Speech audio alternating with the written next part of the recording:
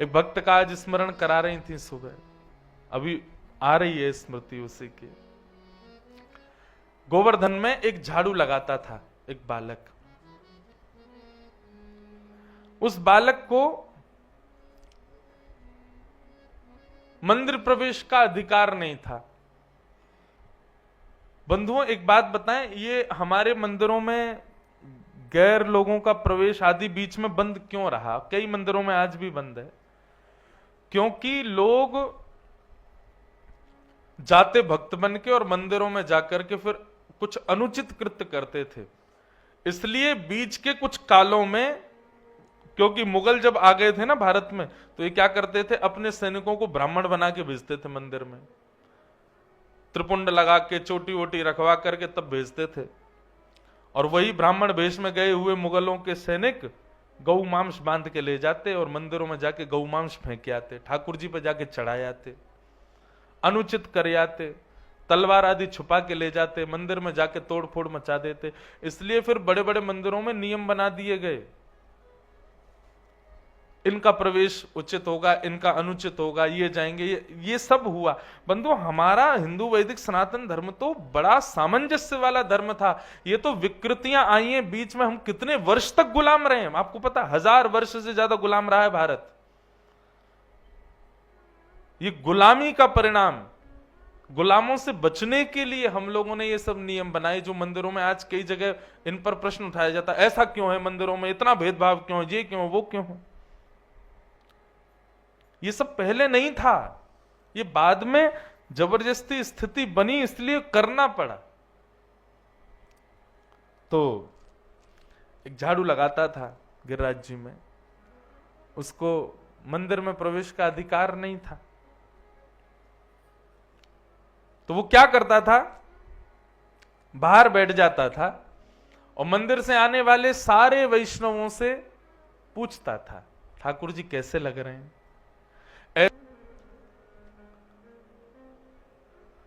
तो झाड़ू लगाने वाला एक वैष्णव गोवर्धन में झाड़ू लगाता, दर्शन नहीं कर पाता था।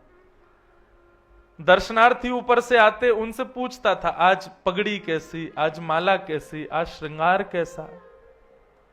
और जैसा वो बताते, नीचे रज में ठाकुर जी का वैसा मुखमंडल बनाता, वैसी पाग बनाता और वैसा ही माला आदि धरा के, और फिर रज में बनाई गई अपनी कलाकृति को श्री जी बाबा समझ के प्रणाम करता, बोले जय हो, आज ऐसे दिख रहे हो।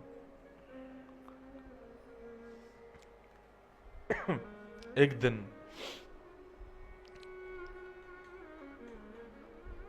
ठाकुर जी के हृदय में उससे मिलन की कामना उत्पन्न हुई, और जैसे ही उससे मिलन की कामना उत्पन्न हुई, तो राजभोग के बाद जब सब दर्शन करके चले गए,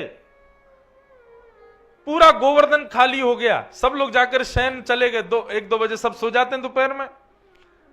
उस समय भी वो झाड़ू लगाने वाला वहीं बैठा, रज में जैसी उसने आकृति बनाई थी ठाकुर जी की, उसी का दर्शन कर रहा था, चिंतन कर रहा था, आज ऐसा पिछोड़ा होगा, ऐसी पाग होगी, ऐसे कुंडल होंगे, ऐसी माला होंगी, और बस इसी प्रकार से चिंतन कर रहा था। तभी नेत्र खोल करके उसने ऊपर गिरिराज पर्वत पर जब मंदिर के पास देखा, तो ठाकुर जी की मोतियों की माला चमक रही है, पिछोड़ा चमक रहा है, सिर का मुकुट चमक रहा है, और ठाकुर जी जैसे वो एक पांव से उछल के बालक खेल खेलते हैं ना, खाने खाने बना के एक पांव से कूदते हैं, क्या बोलते हैं आपके यहाँ?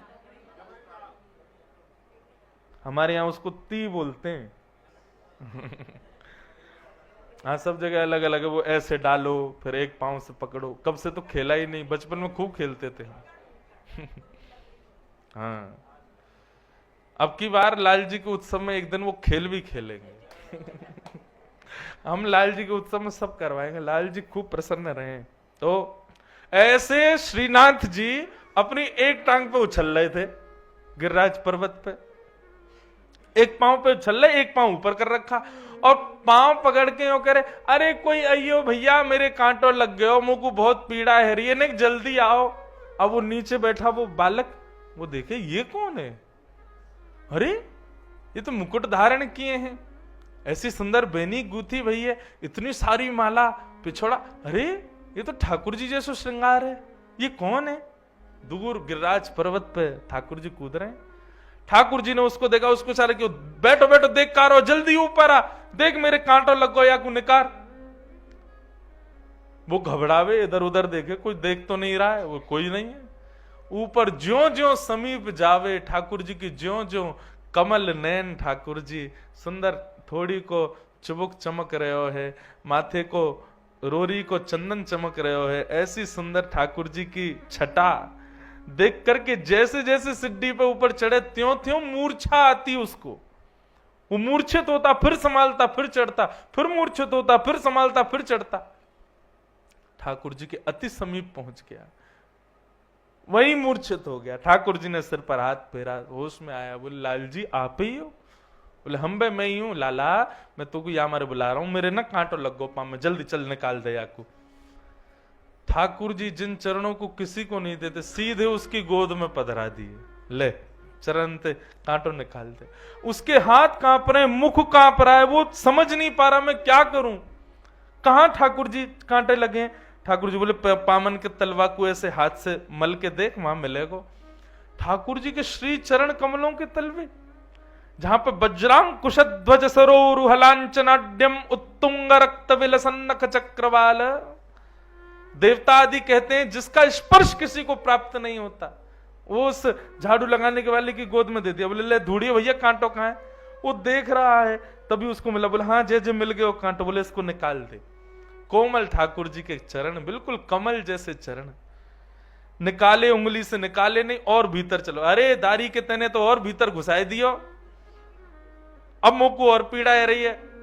बोलो ठाकुर जी कैसे निकालूं? बोले ऐसे ना निकलो, सुन तू पाम पकड़ के और अपने दांतन से निकाल। बोला मेरे प्राण निकल जाएंगे नाथ, इतनी कृपा मत करो। बोले तू, तेरे प्राण ना निकलेंगे, मेरे निकल रहे हैं, जल्दी निकाल। जबरदस्ती कृपा कर रहे हैं उसके ऊपर, और वो कोई कांटा लगा थोड़ी है, बस उस पर कृपा करनी है ठाकुर जी को। उसके मुख के पास अपने चरण दे दिए और वो अपने दांतों से ठाकुर जी के कांटे को निकाल रहा है। ठाकुर जी बोले चल, अब मुंह को लेके चल। बोले कहां चलना? बोले आज गोविंद दास अपनी खिरक में दाल बाटी बना रहा है, बाकी दाल बाटी खावे जाऊंगा मैं, चल ले चल मुंह को। अरे ठाकुर जी ये सब गोविंद दास आदि अष्ट सखा, ये लोग बड़े अपरस में रहते हैं, शुद्धता पवित्रता का बड़ा ध्यान रखते हैं। आप मेरे से छुप गए हो, ये भी इनको पता चल गई तो मुझे मार देंगे महाराज जी।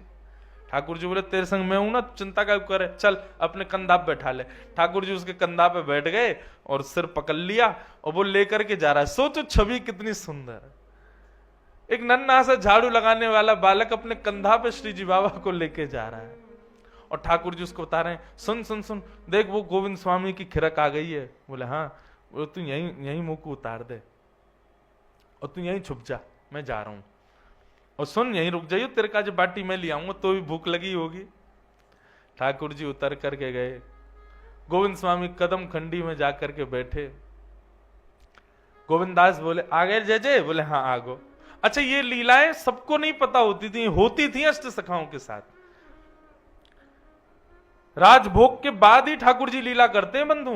ये वृंदावन में जो लोग यूं सोचते हैं 12 बजे के बाद मंदिर बंद, ठाकुर जी सो रहे हैं, गलत सोच रहे हो आप। ये 12 बजे जो मंदिर बंद हुए और 4 बजे, यही तो लीला का समय है। ठाकुर जी इसी समय कृपा करने जाते हैं किसी पे, ये सोते थोड़ी है। ठाकुर जी गौचारण का समय, लीला का समय है ठाकुर जी का। ठाकुर जी पहुंच गए। गोविंदास जल्दी भूख लगी है, मुंह को जल्दी खवा, बाटी खवा।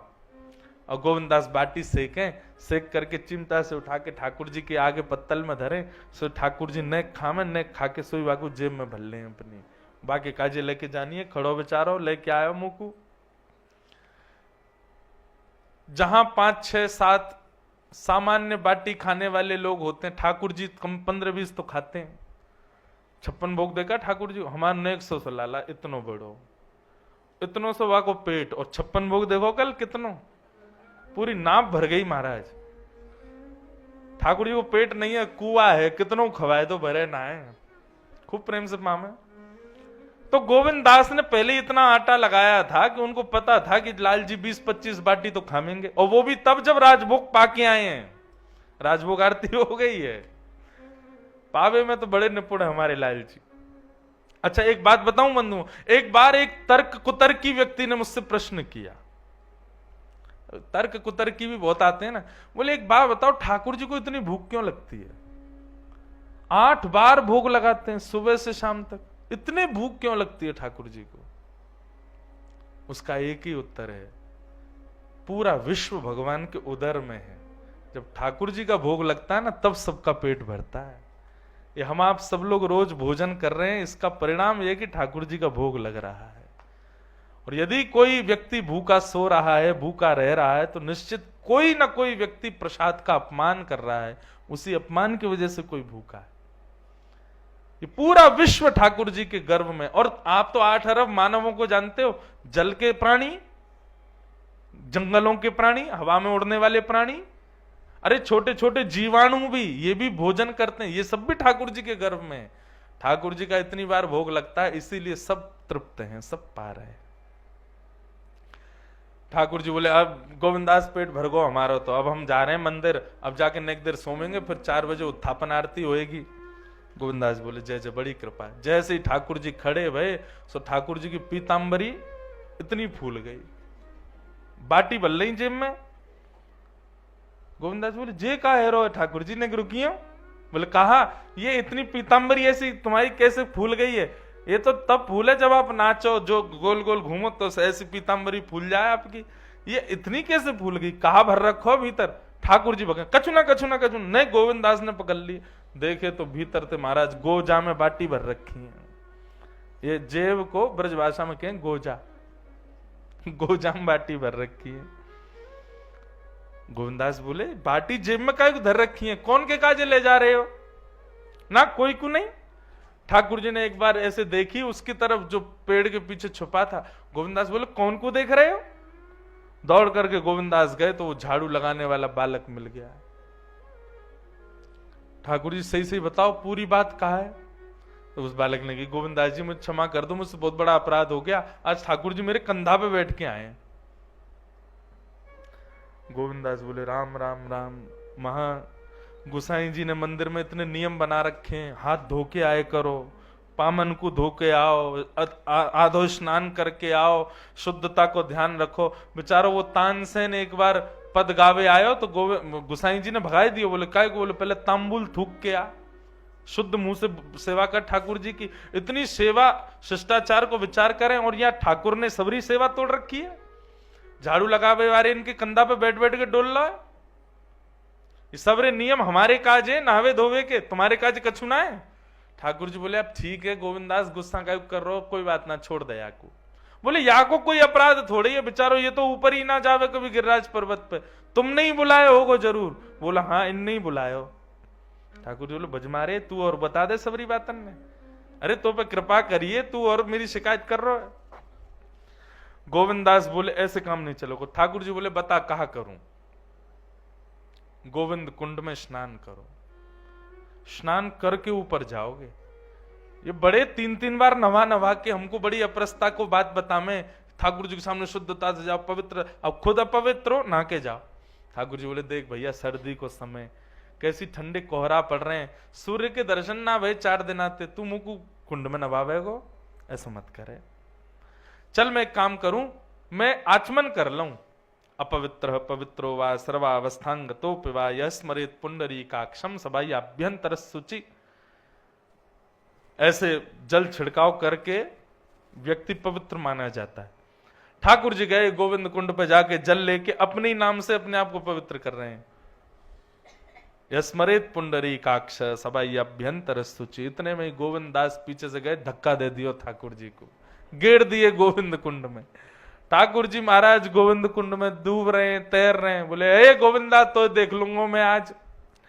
गोविंदास की बात मान के ठाकुर जी बेचारे गोविंद कुंड में नहा लिए, दौड़ करके मंदिर में गए। जैसे ही उत्थापन आरती भई सो देखी ठाकुर जी के सर्वांगीण अंग से जल चुचा रहा है। गुसाई जी बोले जय जय, इतनी सर्दी। आपको पता है श्रीनाथ जी साल में 3 या 4 बार स्नान करते हैं बस, तो बाकी के दिन गीलो कपड़ा करके पहुंच दिए जाए। बेचारे न 100 सब बालक है, रोज रोज नहावेगो तो बीमार पड़ जाएगो। इसलिए रोज रोज केवल पहुंचा जाता है, बाकी जन्माष्टमी, स्नान पूर्णिमा आदि 2-4 साल में दिन है, उनमें स्नान करते हैं। गोविंदास जी तो बड़े अंगीठी रखी, कंबल उड़ायो। गुसाई जी ने, गोविंदास जी आए, गुसाई जी बोले, हे गोविंदा, तेने ठाकुर जी को धक्का दे दियो गोविंद कुंड में? अच्छा, तो पहले ही आके बता दे, इनने मैंने कहा कियो है, अब मैं बता दूंगा आप कहा कर रहे। ठाकुर जी सारो कहने, नहीं नहीं नहीं, तू मत बता बे, मेरी शिकायत मत करे भैया, गोविंदा तू मेरो प्रिय ना है, मेरी शिकायत मत करे। गोविंदास जी बता दी, बोले गुसाई जी ये झाड़ू लगावे वालो बालक है, वह कंधा पे बैठ के घूम रहे, इनने शुद्धता पवित्रता का विचार नहीं किया, इसलिए मैंने गोविंद कुंड में धक्का दिया। तब गुसाई जी लाल जी की इस लीला को सुनकर के बड़े प्रसन्न हो गए, बोले जय हो जय जय, आप बड़े कृपालु हो, कौन कौन पे कैसी कैसी कृपा करवे जामे, आपके या भाव को हम बार बार प्रणाम करें। ऐसे भैया